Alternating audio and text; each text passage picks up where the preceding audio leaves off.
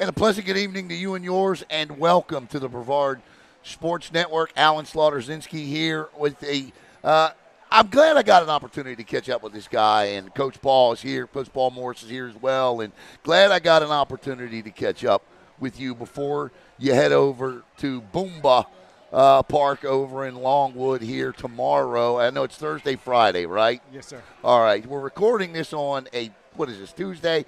We're showing this on a Wednesday night live here from Jimmy Hula'S, the skipper, the manager for the Eau Gallie Commodores, the only team in the county playing a stick in a ball game, still going. Congratulations, man. Appreciate it. Thank you. I can't, I got to tell you, I was going through writing the preview for this. Preview's all ready to go. That'll be up, should be on the top of this post. You know, looking at the rest of the field, I like your chances. But let's talk about the team first. You look at this team from top to bottom, from the limited amount of seniors you have on it to all the way down to the freshmen leading the team and hitting. Yeah. This is one of the most balanced teams in any sport I think I've ever seen, Gabe. Yeah, I'm pull this just a little closer. Truly blessed to have such a well-rounded group. I want to say from top to bottom, like you said, from the freshmen to the seniors with the senior leadership, but all around, top to bottom, I have utility ball players that can play any position on the field. They can hit in any part of the order. It does not matter. I tell the girls all the time, I can throw their names all in a hat, throw them all at the field. Whoever's closest to home can be the leadoff batter, and whoever's furthest away from home can be the last batter. It does not matter. I feel like we're so deep that we're doing a good job. You've been around this sport a long time, played it as well as anybody's ever played it yourself. Club softball, club sports in general, some of it's good, some of it's bad. But I look at travel softball, Coach, and I see what great effect these girls playing year-round has when you have eighth graders and freshmen and sophomores batting 350, 375, 400. Aside from that, maybe, what do you attribute the success to? I mean, this county's filled with young talent, but overall the sport is being taken over by youth. It really is. Yes. Talk about that. I truly believe that the travel ball does help, but it starts from Little League.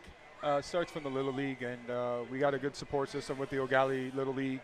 But a majority of the girls, I want to say at least 5 or 6 of the girls, played at Eau Gallie Little League, started there, and then worked their way up. But the travel ball does help them tremendously. And all of the girls on the team right now play travel ball. Right. And they play at a competitive level, college showcase level, in front of college coaches. And that's the most important thing that I see from a coach's perspective at the high school level, that they're not just getting exposure through you guys doing social media and blasting them on Facebook, on YouTube and all that stuff, and them themselves with Twitters and reaching out to coaches, going to softball college exposure camps. Those are the biggest things for the girls. Yeah. And it does bring a lot when you have these college coaches going to these tournaments, that they're going to college showcase tournaments that are getting on the radar. Yep. And that's the biggest key. Kendra Walden stressed to me when I was asking her questions about why she chose and how, what advice she had. And she stressed to me on several occasions, go to camps. Yes. Go to camps, go to camps, go to camps. The thing that I cover, all sports, and usually when I walk into a dugout or a locker room or a sideline, I know who the leaders are in terms of when I look at your team, I see a bunch of leaders. I don't see one girl that's in terms of, has to be the girl on your team. I'm sure, look, they're teenage girls, and I know it's never drama-free. But talk about that, because that impresses me. From one game to the next, there seems to be a different girl leading this team. Yeah, I really believe that they all have bought into the sacrificing themselves for each other. And it, again, I tell the girls all the time, you could be 5 for 5 one night and 0 for 5 the next night. Right. As long as your teammates have picked you up, it doesn't matter. No one remembers your 0 for 5. No. No one. No. They only remember wins and losses. And, yes, they do remember the pitching because it starts with the pitching. Sure. But, again, it's just top to bottom. All of them have that leader in them, and they all bring something to the table no matter what it is, again, from the freshmen to the seniors. Just doesn't always have to be the vocal one. Right. They're all, I want to say the cheerleaders of the team. Right. They all cheer. So that's a bonus, too. And I'm a firm believer of the momentum. Everything is about momentum. So are you going to make that game-changing play or that momentum shifter? And we have that up and down the lineup, and we have plays from third base to first base, from left field to right field. We're going to talk about that here, too. The information there, well, there you see the graphic on the screen there right now. Of course, you can watch this on the NFHS network. It's an $11.99 pay-per-view site, but you can cancel. To pay $11.99 to watch these girls play, in my opinion, for 2 days is well worth it. Just make sure you cancel. And BSN will also be offering updates as well along the way. We can't go Thursday. If they go to the chat, well, we'll be there. Let me just say we'll be there Friday at 6:30 for the state championship game. Let's talk about the fundamentals of the game because nobody, baseball or softball side of this equation, plays it better than your team. The defense is extraordinary. I mean, obviously you're going to get an error or two every once in a while. But, I mean, it was funny because in the regional semifinals, the first 9 players up, none of them were struck out. I think you had 3 ground outs to the third baseman, 3 ground outs to the shortstop, 3 ground outs to the second baseman. It was really remarkable to see. And it's funny because when you go back and watch, every one of them, down on the ball, hand on top, perfect form fielding the ball.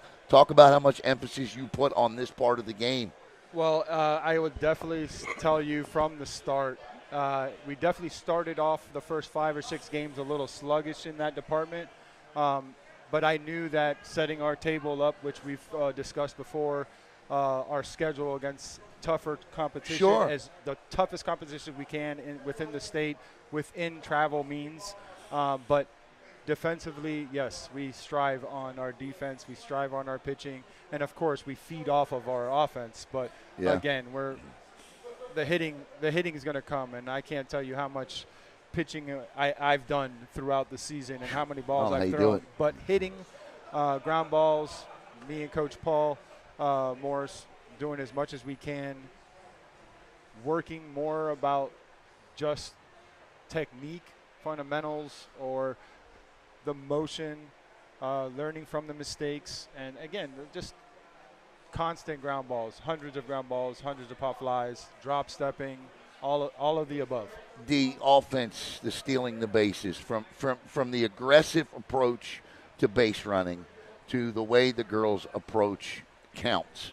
Even in an 0-2 count or a 1-2 count, you still very much see an aggressive approach. How do you teach aggressive approaches to hitting? And I'm an Orioles fan. I would love to see somebody teach an aggressive approach to these guys to hitting because it is an approach. Yes, it is. There is an approach. You got to be hungry. And I explained to them it's not just being aggressive. Usually your first pitch of your at-bat could be, and it's 75% of the time, and this is in baseball as well, 75% of the time is your best pitch that you're probably going to see.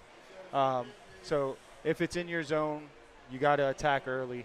Your chances of having a higher batting average at the end of the day, if you're looking at a personal stat, is probably your best pitch. But, again, just staying aggressive, protecting the plate. But I'm a very firm believer. You could swing big on your first one, but after that, you get better, make an adjustment. You got to make an adjustment. Hit backside. When you think backside, good things happen.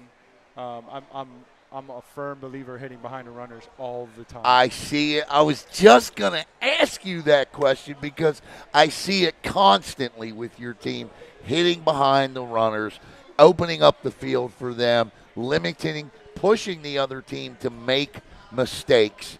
That's what that does if you can do that. Yes, sir. So, all right, I want to talk about your pitching because you got Jordan Stout, who threw an absolute gem in the regional championship game. And, of course, you got Izzy, that's a different type of a pitcher that comes in. Talk about your pitch because, listen, if you watch softball, if you follow it, you know it's a game where overpowering pitching 90% of the time, if it's top-notch, okay, it overpowers everything in a game sometimes. It just does. We saw it in this county for a couple of years, right? Of course. But I love the approach that these two take to the game. I like the fact that they know who each other are. They know what they do out there in the circle. And I love how effective they are. Talk about them. Well, Jordan and Izzy complement each other very well. Yeah. Of course, one's lefty and one's a righty. Right. I also have a freshman lefty as well, Evie Martin. So all three of them have pitched awesome all season long. And, again, I never like to put pressure on one or anyone for that matter. But when one's struggling, the next one comes in and picks up the slack, and we run with it. And the girls pick each other up. And like I said, I think Jordan brings something to the table, and she's been pitching phenomenal. She pitched the entire regional pretty much by herself, pitching shutouts, and that's the reason why I left her in running it, because I always give that opportunity for those pitchers to pitch a complete game shutout. The last 3 games of the regular season, all 3 of them pitched complete game shutouts, which was phenomenal for Jordan, for Evie, and for Izzy.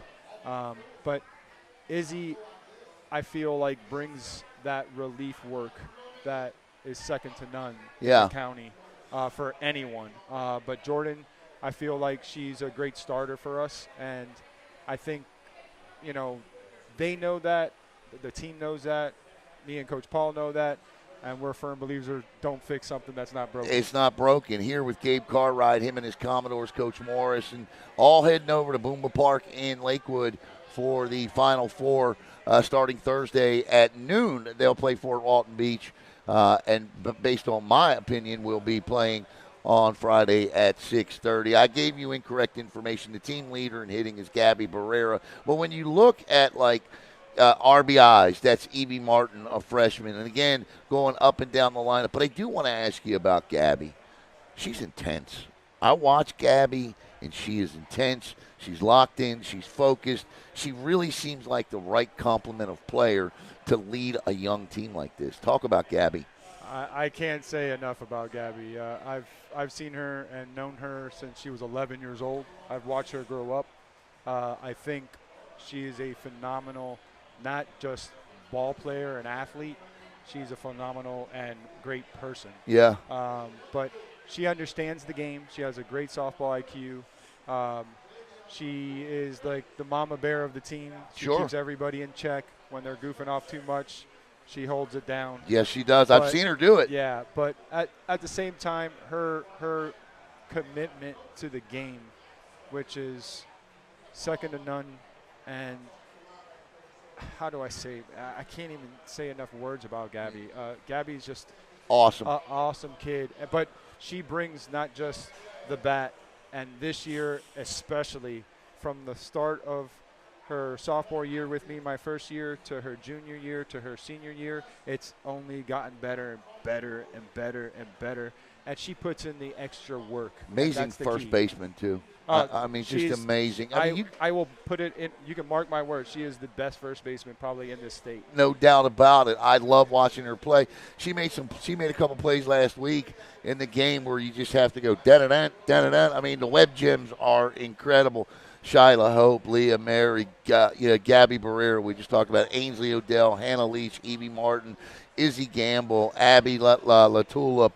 The list goes on. Ava Tepley, Kendra Walden, Jordan Stout, Cecilia Frith. I mean, your team, this is not a one-year deal here in terms of this is something that I mean, let's be honest. Based on the talent you have coming back and the talent you have coming forward, man, this could be quite a few years for you guys. Yes, sir. And I'm hoping and praying that everybody stays healthy, everybody does their part, continues to work in the off season on their own, especially in the summer during the travel ball, which is going to be huge. But every person that you just mentioned there has the ability and potential to play college ball at the highest level. Want to give a big shout out to your parents as well and the Eau Gallie. And this guy. And before I let you go, I got one thing to tell you and one thing to ask you. What is it, as everybody's watching this game tomorrow morning at noon or tomorrow at noon, what do you want them to know about this team that we haven't discussed? What should they know about this team? I've never been a part of a team that has the best chemistry. And Like this? This chemistry is second to none. And like I said, the blind can coach this team. Blind can coach this team. Well, and that's a perfect segue into what I'm going to end with. I've never had the opportunity to do this before until our first year when we gave out these for football. But we are releasing our end of the season awards, Coach, and congratulations. You are our unanimous softball coach of the year here in Brevard County, unbeaten against county teams, won the Cape Coast Conference, won the district, won the region, and then, in my opinion, going to win a state championship as well. Tomorrow, 12 o'clock, NFHS Network. If you're at work and you can't do it, check in with BSN. We'll give you updates every inning on what's going on. And when they reach the championship game, we'll be there. I may even do an audio cast, so you can turn down the NFHS Network and listen to the hometown guys call the game. I want to thank Coach Paul. He's here and a heck of a job that he does. This is a great dynamic between these two. It's fun to watch them coach. It really is. For our 2025 Brevard Sports Network Softball Coach of the Year, Gabe Caride. I'm Alan Slaughter-Zinski for the Brevard Sports Network. Go Commodores. I appreciate that. Thank you.